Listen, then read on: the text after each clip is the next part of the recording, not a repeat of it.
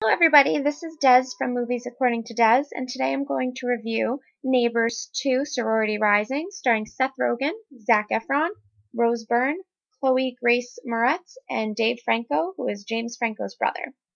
I want to start off by saying that I did not expect much from Neighbors at all. Neighbors 1. It didn't look funny, it looked pretty stupid, the trailer didn't amuse me whatsoever, but I was hearing from everybody how funny it was. So I was like, alright, whatever, I'll give it a shot, and I watched it and it was hysterical. I laughed throughout the whole movie. I thought it was really clever. I liked how it really focused on the issues of new parents throughout the film. Because I liked Neighbors so much, I was really excited to see Neighbors 2, and I liked how it was focusing now on a sorority.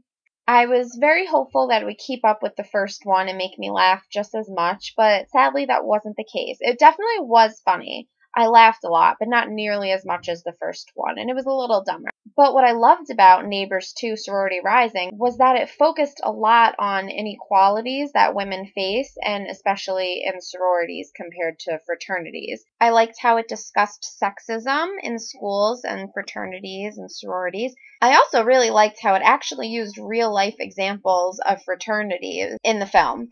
For example, there was a banner in the fraternity house in the movie that said no means yes, and that's a real life example of something that happens at a fraternity. In Neighbors 2, I also liked the focus on Zac Efron's character.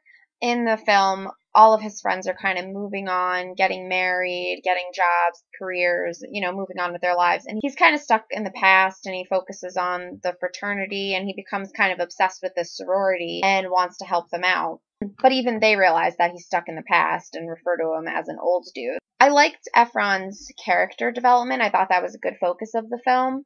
And he was just as likable as in the first film. He's just a really fun character. And it helps that he's super good looking, which is always the focus of, Neighbors and Neighbors 2. Though it wasn't as funny as the first, it did focus on more serious issues in schools and with sexism and inequality, which I really liked that. I think it's always a better message when it comes through comedy, because you can laugh but also think about it in a critical way, and it sent a really good message, which I appreciated. Now, the film did leave it open for a third, so we'll see what happens in the next year or so with a third Neighbors.